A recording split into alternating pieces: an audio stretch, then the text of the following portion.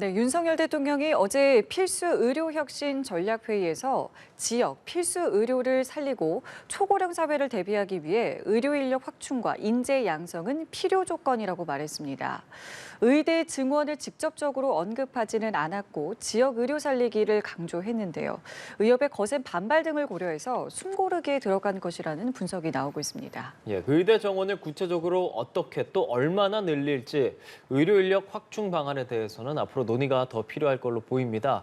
관련 내용들 김윤 서울대 의대 의료관리학과 교수와 이야기 나눠보도록 하죠. 교수님 어서 오십시오. 안녕하십니까? 예, 앞서 말씀드린 대로 윤석열 대통령이 의료 인력 확충 인재 양성 필요성에 대해서 언급을 했습니다. 전반적으로 내용들 어떻게 들으셨어요? 전반적으로 저는 굉장히 바람직한 내용이라고 생각합니다. 물론 이제 구체적으로 의대 증원의 규모를 확정적으로 발표하진 않았지만 증원하겠다고 하는 원칙을 이제 확인했으니 예. 뭐 어떤 규모로든지 이제 의대 학생 수가 늘어나게 될 것 같고요.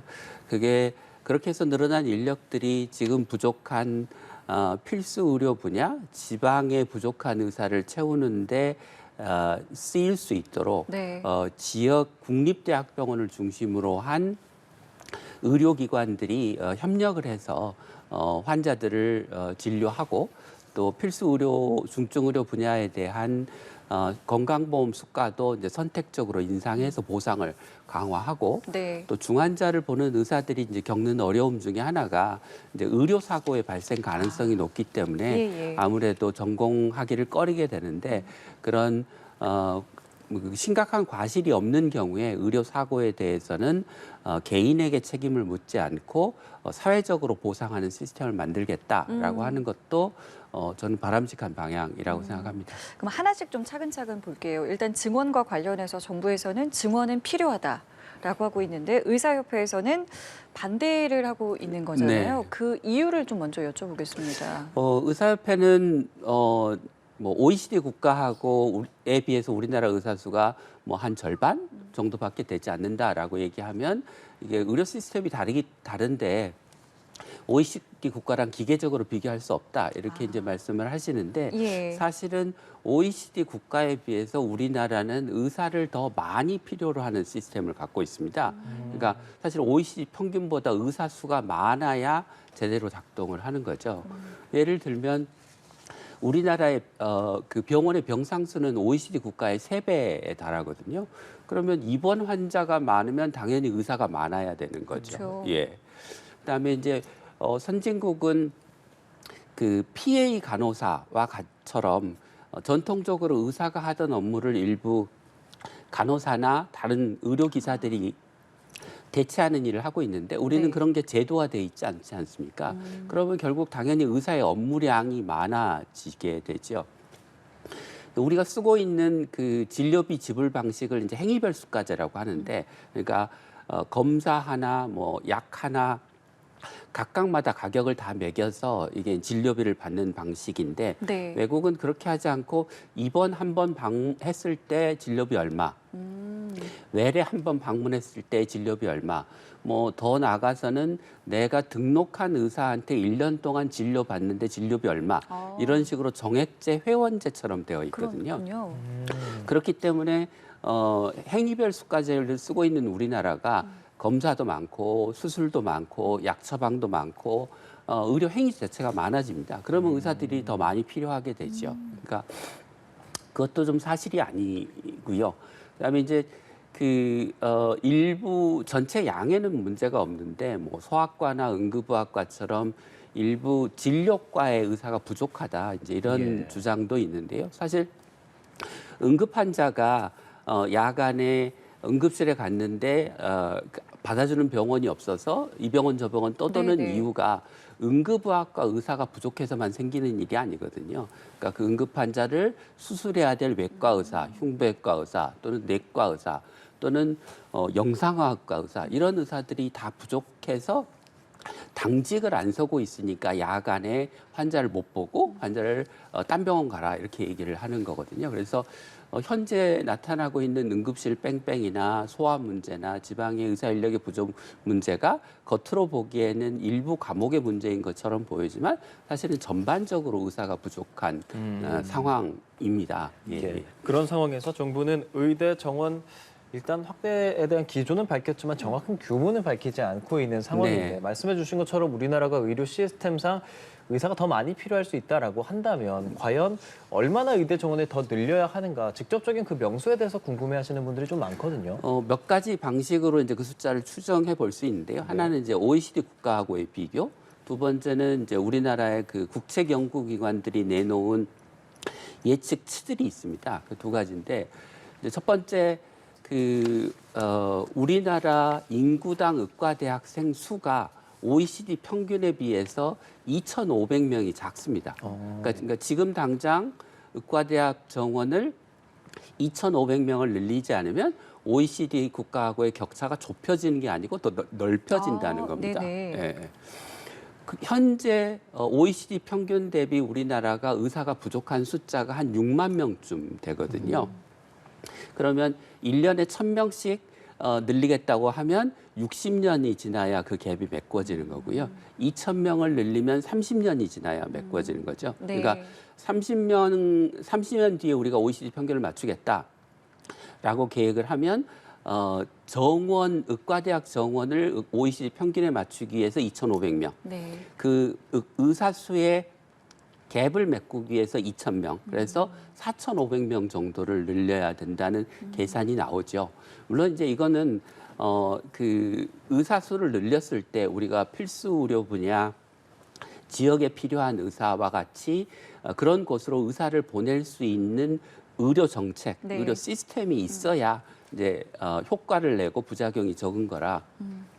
기계적으로 그 숫자를 뭐 그렇게 늘려야 한다 이야기하기는 어렵고 단계적으로 의료 시스템을 고쳐가면서 늘려야 되겠죠. 국제기관 연구기관들의 연구 결과는 대개 2035년까지 한 10,000명에서 한 27,000명 정도를 늘려야 된다고 이제 추계를 하고 있는데 네. 이 연구의 문제는 뭐냐면 지금 현재 당장 의사가 부족하지 않다는 것을 전제로 하고 미래에 얼마나 부족할 걸 예측한 건데 네. 그냥 간단히만 계산해도 현재 부족한 의사의 규모가 적어도 10,000명은 넘습니다. 그러니까 그 큰 병원이 없는 의료 취약지의 문제, 의사가 부족한 일부 필수 진료 영역에서의 문제, 네. 심지어는 동네 의원이 없는 그 시골들도 있거든요. 제대로 된. 예. 네. 그러니까 있기는 하지만 숫자가 부족한 그런 것까지를 고려하면 지금 당장도 사실은 뭐 몇만 명은 부족하다는 거기 때문에 국책연구기관의 연구 결과보다 이제 훨씬 더 많은 숫자가 필요할 거로 생각됩니다. 그래서 뭐 의사협회가 이야기하는 것처럼 300명, 500명 이렇게 늘려서는 우리나라 의사가 지금 11만 명의 이렇게 의사 부족 문제를 겪고 있는데 300명, 500명 늘려서 현재의 우리나라의 의사 부족 문제를 해결할 수는 없는 상황이고요. 적어도 1,000명 이상의 숫자를 늘리고 단계적으로 정책이 개선되는 상황을 봐가면서 더 늘려나가야 될 거라고 생각합니다. 근데 일각에서는 인구가 계속 줄고 있잖아요. 감소하고 있는데 의사를 늘리는 게 맞느냐? 이런 네. 질문도 있더라고요. 제가 숫자를 가지고 말씀을 드리면 2020년에서 2035년까지 우리나라 인구가 통계청 추계에 의하면 100만 명이 줍니다. 근데 같은 기간에 노인 인구가 700만 명이 늘어나거든요. 예. 예, 그러니까 인구가 주는 효과보다 노인 인구가 늘어서 의료 수요가 늘어나는 효과가 5배 이상이기 때문에 의사를 늘리는 게 맞고 그래서 우리나라보다 훨씬 더 현재 의사도 많고 의과대학 정원도 많은 영국, 프랑스, 독일, 미국, 일본 같은 나라들이 최근에 의과대학생 수를 획기적으로 늘렸습니다. 아, 그렇군요. 예, 영국은 2배로 늘렸고요. 독일은 5,000명을 한꺼번에 늘리기로 결정을 했고 프랑스는 아예 정원 규제를 풀었고요. 예, 일본도 2019년까지 의사 수를 약 1,800명 가량 늘었습니다. 네. 그러니까 이런 선진국들이 늘리는 이유가 다 있지 않겠습니까? 네. 지금 상황을 보면 성형외과나 피부과로 많이 몰리고 있고 말씀하신 것처럼 소아과나 응급의학과에는 의사가 되레 부족한 지금 이런 상황에서 의대 정원을 늘리면 아까 말씀드린 피부과 이런 쪽으로 더 쏠리지 않을까라는 걱정을 하시는 분들도 많거든요. 일단 네. 이런 쏠림 현상이 일어나는 이유에 대해서 좀 먼저 짚어보고 싶어요. 이제 쏠림 현상이 일어나는 이유는 일은 고되고 보상이 적으니까 그런 거죠. 예를 들면 뭐 피부과나 이제 뭐 성형외과는 약간 다르긴 하지만 응급이 적고 예. 이제 나가서 이제 전문의를 받은 다음에 동네 의원에 개원하면 비급여 진료해서 높은 수익을 올릴 수 있기 때문이죠. 그렇지만 그렇다고 의대 정원을 늘렸는데 그 의사들이 다 피부과 성형외과를 한다는 말은 사실이 아닙니다. 왜냐하면 우리가 그 의대를 졸업한 학생들이 각 전문 과목별로 전공할 수 있는 전공의의 정원이 정해져 있습니다. 예. 그러니까 피부과 성형외과가 합쳐서 1년에 한 140명 정도의 정원을 가지고 있거든요. 예. 그러니까 아무리 많은 그 졸업생이 피부과 성형외과를 하고 싶어도 1년에 뽑을 수 있는 정원이 딱 정해져 있기 때문에 3,000명 중에 1년에 배출되는 피부과 성형외과 의사는 140명, 150명 정도에 불과하다. 그래서 뭐 마치 다 모든 의사들 또는 대부분의 의사들이 늘려나봤자 피부과 성형외과를 한다고 하는 거는 사실 약간 가짜 뉴스에 가까운 억측 주장입니다. 그럼 네. 이런 쏠림 현상을 방지할 수 있는 방법에 대해서도 많이 고민하실 것 같습니다. 네. 근본적으로 이제 일이 힘드니까 선택을 안 하려고 하니 인력을 늘려주는 게 방법이죠. 그러니까 정부가 수가를 올려주면 그 수가를 올려줄 만큼 인력을 올려주도록 해야 되고 적어도 한 병원에 한 과의 전문의가 6, 7명 이상은 있어야 일주일에 한 번이나 2번 당직을 서면서 그 병원이 24시간 365일 응급 환자를 볼 수 있는데 네. 지금은 대개 병원에 2명, 3명씩 있으니까 일주일에 2번, 3번 당직을 서야 되잖아요. 네. 예. 그러니까 그런데 이제 이렇게 된 이유는 수가의 문제도 있지만 사실은 정부가 필수 의료 응급 환자, 중증 환자를 봐야 되는 진료 과목별로 의사의 법적 기준을 정해놓지 않았기 때문에 생기는 일입니다. 그러니까 예를 들어서 2008년, 9년에 흉부외과가 부족하다는 게 사회적으로 큰 문제가 돼서 그때 정부가 흉부외과 수가를 100% 올려줬습니다. 그런데 병원의 흉부외과 의사는 거의 늘지 않았습니다. 왜 그랬을까요? 그러니까 그 돈을 그냥 병원의 수입으로 챙기고 그냥 있는 의사들을 쥐어짜서 환자를 보게 만든 거죠. 법적 장치가 없으니까요. 또 최근에는 어떤 일이 벌어졌냐면 뭐 필수 중증 의료 관련된 수술이나 시술을 하는 의사들에 대한 보상을 강화해야 된다고 정부가 수가의 200%를 가산하는 가산금을 주는 결정을 했는데 어떤 대학병원에서 그 200% 중에서 25%만 의사한테 주고 175%는 병원의 수입으로 그냥 처리를 해버린 겁니다. 그리고 심지어 그건 교수나 되니까 25%를 받았고 지금 이제 전문의를 받고 교수가 되기 위해서 중간 과정에 전임이라는 걸 하는데 전임의한테는 교통비 5만 원만 줬다고 합니다. 예, 그러니까 이런 식으로 제도를 정밀하게 하지 않으니까 필수 의료에 정부가 지원을 해도 그 지원이 제대로 가지 않고 네. 지원자가 힘들어지는 거죠. 그래서 인력을 늘리는 게 첫 번째, 네. 적절한 보상이 되도록 하는 정밀한 시스템을 만드는 게 두 번째이고요. 사실은 세 번째도 중요한데 이게 우리나라는 의료 전달 체계가 없다 보니까 사실 뇌졸중 환자, 심장병 환자, 중증 응급 환자를 볼 수 있는 7명, 8명의 전문의를 갖추고 있지 않은데 2, 3명만 놓고 우리 응급센터 하겠다, 심장병 환자 보겠다 하는 병원이 너무 많습니다.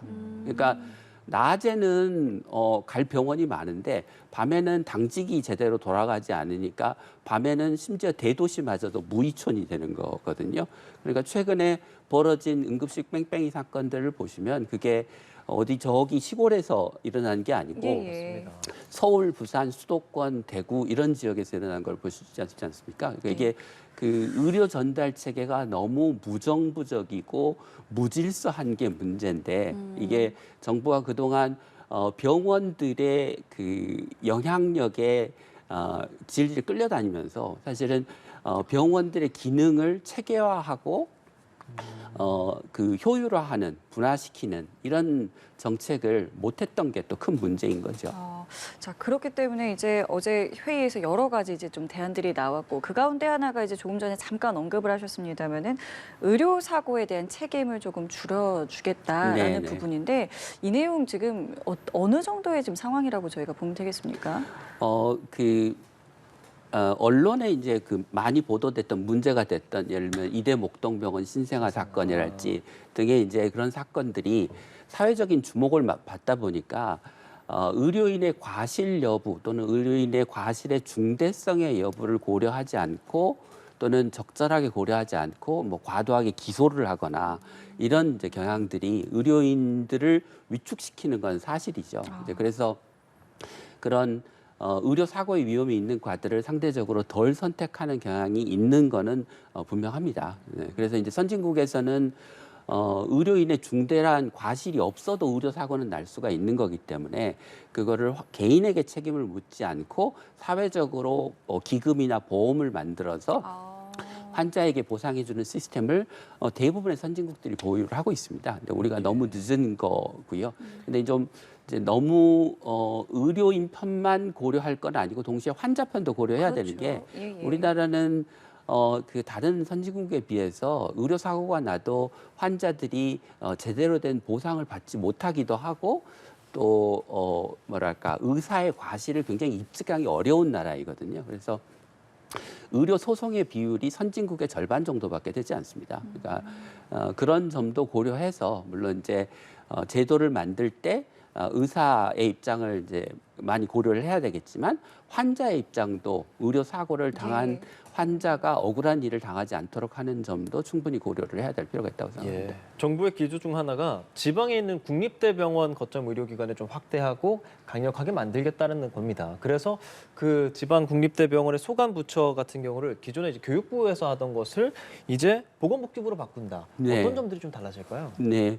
그러면 이제 보건복지부가 국립대병원에게 그동안 못했던 일, 지역의 필수 의료를 강화하기 위해서 해야 될 일인데 안 해왔던 일들을 맡기고 지원할 수 있는 게 가능해진 거고요. 그쵸. 구체적으로는 어떤 필수 의료과의 교수를 기존에는 그 기재부의 정원 제한 또는 뭐 예산의 제한 때문에 못 뽑았는데 교수의 숫자를 좀 더 자유롭게 늘릴 수 있고 교수의 월급도 딱 정해진 대로만 줬는데 그거를 더 올릴 수도 있고요. 예.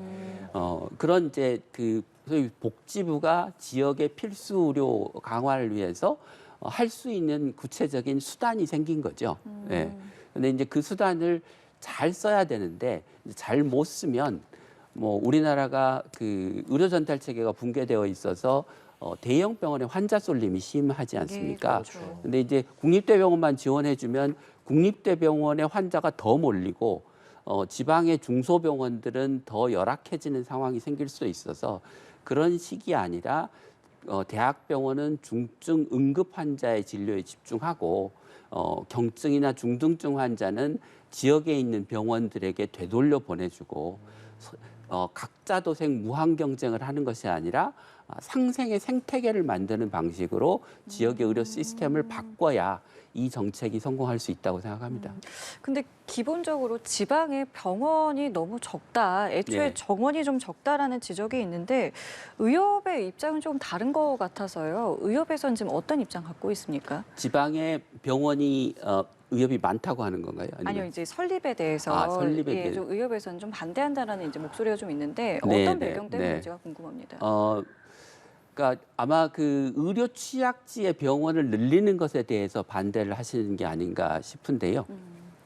이제 우리나라를 그 대학병원급 중증이 아닌 중등증 환자, 뭐 일반적인 응급 입원이 필요한 그런 환자를 이제 그 책임지고 진료할 수 있는 지역을 중진료권이라고 하는데요. 예. 예, 중진료권 단위로 보면 우리나라가 한 55개로 나눠지는데 그 중에 한 20%, 5개 중에 1개는 큰 종합병원이 없는 의료 취약지입니다. 예, 그러니까 그 지역에서는 대부분의 응급 환자나 중증 환자는 그 지역에서 치료를 못 받고 밖으로 나가야 되거나 아니면 그 지역 내에 있는 병원에서 치료를 받으면 사망률이 다른 지역에 비해서 한 30~40%더 올라갑니다. 예. 그런데 그 취약지라고 하는 걸 어떻게 정의하냐면 종합병원이 이때 적어도 300병상 이상은 돼야 응급 환자를 볼 수 있다. 네. 저희가 그렇게 생각을 하고 있습니다. 그래서 앞에 의사 부족 문제에서도 뭐 특정과가 부족한 게 아니고 지역적으로 의료 취약지가 굉장히 많다라는 네네. 말씀을 드렸고 그 취약지의 병원들이 확충돼야 되는 거는 필요한 거죠. 네. 예. 의사분들의 생각이 기본적으로 조금 궁금한 것이 사실 저희가 뭐 예를 들면 심장은 서울에 어디가 유명하다 이런 것들이 좀 있잖아요. 그렇게 유명하신 그런 교수님들이나 의사분들께서도 지방의 어떤 조건이 좋아진다고 하면 내려갈 의향을 갖고 계신 분들이 좀 계시겠습니까? 내려가기를 기대하기보다는 예. 저는 지역에서 지금 정부가 한 대책을 통해서 좋은 병원을 만들고 좋은 의사를 양성해서 서울에 가지 않아도 되는 시스템을 만드는 게 중요하다고 생각하고요. 또 좀 우선순위를 정할 필요가 있다고 생각합니다. 그러니까 시간을 다투는 거는 뭐 서울에 아무리 좋은 병원이 있어도 갈 수가 없잖아요. 예. 그러니까 지역에서 완결을 해야죠. 현실적으로 지금 그게 네, 어려우니까. 네. 거기에 우선순위를 둬야 되는 거고 예를 들면 암 같은 경우는 지역 내에서 진료를 받으면 좋긴 하지만 뭐 기차 타고 KTX 타고 서울로 갈 수도 있는 거니까 예. 상대적으로 우선순위가 낮기도 하고요. 또 그 드문 암 같은 경우는 뭐 전국의 병원에서 골고루 진료하는 것보다 국가적으로 한두 개 센터에서 집중적으로 치료하는 게 의료의 질이 훨씬 더 좋아집니다. 예. 네. 뭐 예를 들면 췌장암이랄지 두경부암이랄지 뭐 골수 이식이랄지 이런 것들은 지역 내에서 해결을 하기보다는 국가 단위에서 해결을 하는 방식으로 가는 게 맞아서 조금 우선순위를 두고 국립대 지역의 의료 역량을 단계적으로 강화해 나가는 전략이 필요할 것 같습니다. 그럼 지역 의사제 도입에 대한 이야기도 나오잖아요. 네. 이거는 어떤 맥락이라고 좀 이해를 하면 될까요? 이제 의과대학을 졸업하고도 이제 지방이나 시골에 가서 일하려는 의사가 적으니까요. 그건 뭐 우리나라뿐만이 아니라 외국도 마찬가지거든요. 그래서 그 지역에 필요한 의사를 양성하기 위해서 의과대학에 입학할 때부터 장학금 주고 지원해서 졸업 후에 일정 기간 의무 복무를 하게 하는 제도입니다. 그래서 예. 뭐 우리나라는 지금 도입을 논하고 있지만 뭐 미국이나 호주나 뭐 일본이나 이런 대부분의 선진국들이 가지고 있는 제도인데 네. 문제는 이 제도를 운영하는 주체인 의과대학과 대학병원이 이 지역 의사제를 이제 서자 취급을 하면 이류 의사가 양성되는 거고 그러면 이 사기가 떨어진 의사가 지방에서 갔을 때 지방의 의료의 질이 좋아질 수가 없잖아요. 그쵸. 예. 그러니까 이제 제도 자체는 필요하고 있으면 어느 정도 효과를 발휘할 수 있는 제도인데 의료계가 대학에 계신 교수님들이 이 제도를 어떻게 바라보느냐가 성패를 결정짓는 조건이라 대학이 긍정적으로 생각하면 성공할 수 있고 네. 아니면 이류의사 양성 프로그램으로 전락해서 실패할 수도 있습니다. 그러니까 전반적으로 제도가 만들어진 이후에 점검 그리고 관심이 좀 중요하다라는 생각이 듭니다. 네. 교수님 그리고 어제 좀 화제가 됐었던 것이 이제 그 자율전공 학생들이 네. 뭐 의대로 가는 것, 뭐 그런 부분에 대해서 좀 이야기들이 좀 나왔었잖아요. 네. 어떻게 선생님 생각을 하셨어요? 정부가 뭐 공식적으로 검토한 바가 없는데 예, 이제 예. 교육부 장관께서 발언하신 거라고 그렇습니다. 해서 저도 뭐 처음 듣는 얘기였고 뭐 비슷한 방식은 현재 의대 편입학 제도가 있습니다. 그러니까 다른 학과를 졸업하고 나서 의대 본과에 그 편입하는 제도가 있기 때문에 기존 제도를 살려도 지금 그런 말씀하신 취지를 충분히 살릴 수 있지 않을까. 뭐 2년 자유전공의과대학 입학이라고 하면 이게 또 그 의학교육의 틀이나 입시의 틀을 상당히 흔들어 놓는 부분이 있어서 혼란을 더 야기하지 않을까 싶습니다. 네. 예, 알겠습니다. 저 오늘 말씀 여기까지 함께하겠습니다. 지금까지 김윤희 서울대 의대 의료관리학과 교수와 함께했습니다. 교수님 고맙습니다. 잘 들었습니다.